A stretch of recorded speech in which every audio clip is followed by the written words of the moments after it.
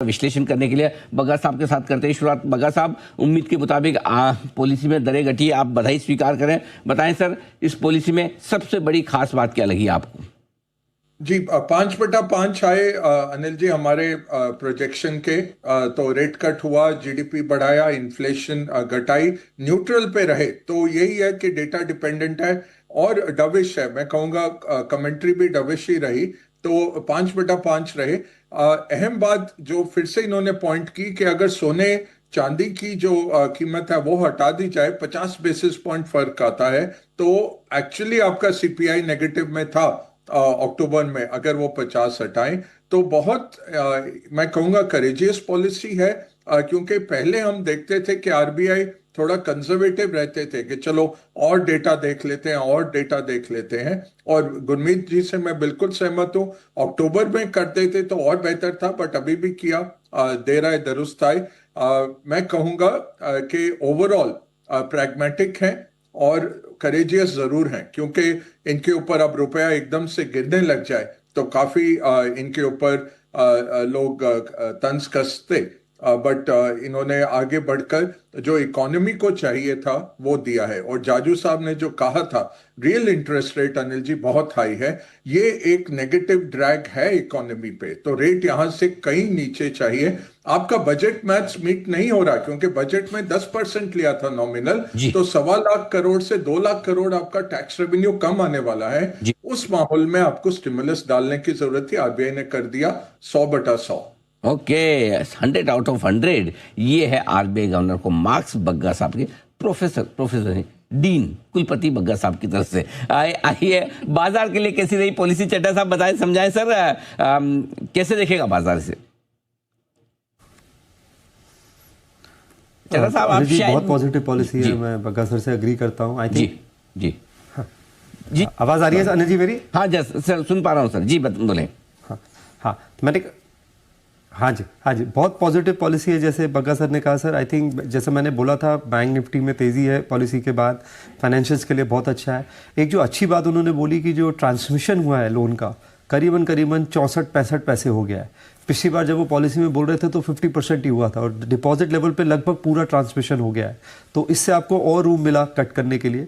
एक जो अनाउंसमेंट मुझे लगता है जिसकी मैं डिटेल्स देखना चाहूँगा, वो रुपी डॉलर स्वैप जो उन्होंने अनाउंस किया है $5 बिलियन का, उसकी मैं नोटिफिकेशन देखना चाहूँगा, उसका क्या डिटेल्स है उसका, क्योंकि थोड़ा सा करेंसी में इम्पैक्ट पड़ेगा। ओएमओ का अनाउंसमेंट अनिल जी बहुत इंपॉर्टेंट है, क्योंकि 10 ईयर जी से जब तक नीचे नहीं आएगा ओवरऑल कॉस्ट ऑफ बोरिंग कम नहीं होगी, और जीसेक का थोड़ा सा नीचे आना ज़रूरी है। तो मैं तो बोलता रहा हूँ कुछ समय से कि लॉन्ग ड्यूरेशन बॉन्ड इस समय सबसे स्वीट स्पॉट पे है। मुझे लगता है कि, और मुझे आरबीआई की टोन से ऐसा लगा कि अभी और रूम है, शायद एक 25 पैसा कट और आएगा आगे, क्योंकि जो इन्फ्लेशन प्रोजेक्शन है वो 2% है। और मुझे लगता है Q1 जो उन्होंने जीडीपी बोला है 7%, वहाँ भी मुझे लगता है जीडीपी थोड़ा सा बेहतर आएगा। तो पॉजिटिव है ऑल एस्पेक्ट्स में। और मेरी निगाह रेट सेंसिटिव्स पे रहेगी। स्पेंडिंग पिकअप हो रही है, प्राइवेट स्पेंडिंग, ये एक बहुत अच्छा कमेंट्री लगी मुझे आरबीआई पॉलिसी में। तो कंजम्पशन बास्केट्स पे हम निगाह रखेंगे। हालांकि उतनी तेज़ी नहीं आई है कंजम्पशन स्टॉक्स में, थोड़ा सा अगर आप ऑटो को हटा दें जितनी आनी चाहिए थी जीएसटी कट के बाद, तो ये फुल सीजन प्ले आउट करेगा। अभी बहुत स्ट्रॉन्ग वेडिंग सीजन है अनिल जी, यहाँ से लेके मिड दिसंबर तक, उसका भी इम्पैक्ट देखने को मिलेगा आगे। फिर विंटर फेस्टिव सीजन है, तो कंजम्पशन बास्केट पे और फाइनेंशियल्स पे मेरी खास निगाह रहेगी। तो बिल्कुल बाजार के लिए है पॉजिटिव पॉलिसी है। एक बार बाजार ने उछाल दिखाया, अभी थोड़ी प्रॉफिट बुकिंग आई 26,100 के लेवल के आसपास है। अभी फ्लैट है हम निफ्टी पर, लेकिन बैंक निफ्टी अब भी 150 अंक मजबूत आपको ट्रेड करता हुआ दिखेगा। अतुल जोशी साहब, आपकी उम्मीद थी शायद घटे ना, इस बार दरें घटे ना, लेकिन घटाई है। क्या जिन लॉजिक पर घटाई है आरबीआई गवर्नर पे आप संतुष्ट हैं? नहीं, संतुष्ट नहीं है। देखिए, उन्होंने जो डेटा बताया वो सिर्फ पॉजिटिव साइड का बताया है, उसको बैलेंस नहीं किया गया। अब मैं इंडस्ट्री ग्रोथ की बात करूं तो बेसिकली 8 कोर इंडस्ट्री में अगर आप देखें तो हर एक इंडस्ट्री में सिक्वेंशियल स्लो डाउन है। आईआईपी में स्लो डाउन है, कॉर्पोरेट टैक्स का कलेक्शन सिर्फ 5% बढ़ा है। तो overall economic activity, underlying economic activity तो कम है।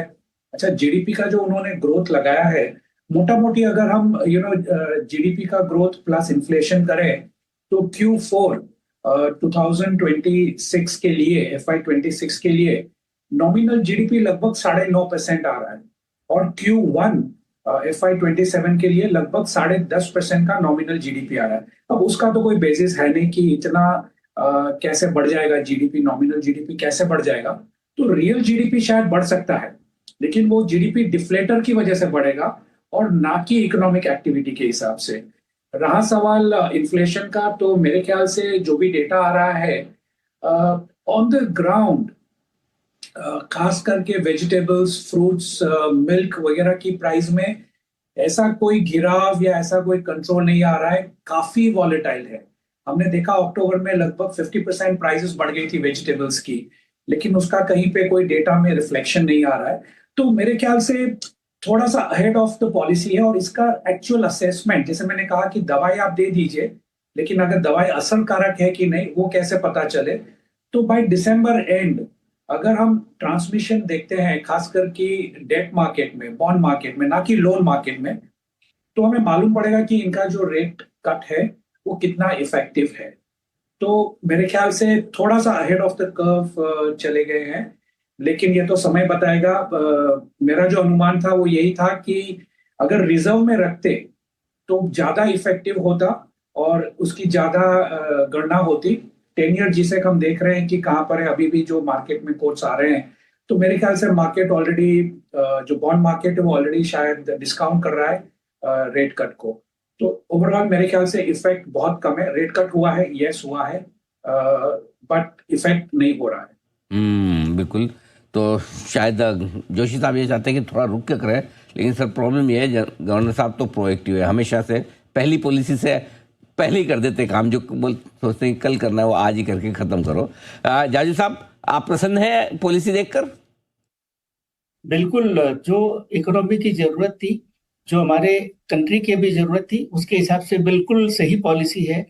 और गवर्नर साहब जब पूरा कॉम्प्रिहेंसिव मेजर लेते हैं, जैसे बका साहब ने भी बोला, open market operation, buy sell swap और रेट कट, तीनों चीजें एक साथ, सो इकोनॉमी को जितना पुश चाहिए उतना उसको मिल रहा है। इसमें 3 और चीजें जो है, एक जो गवर्नर साहब ने बोला कि जो ग्लोबल इन्फ्लेशन ट्रेंड है वो शायद थोड़ा सा ऊपर जा रहा है।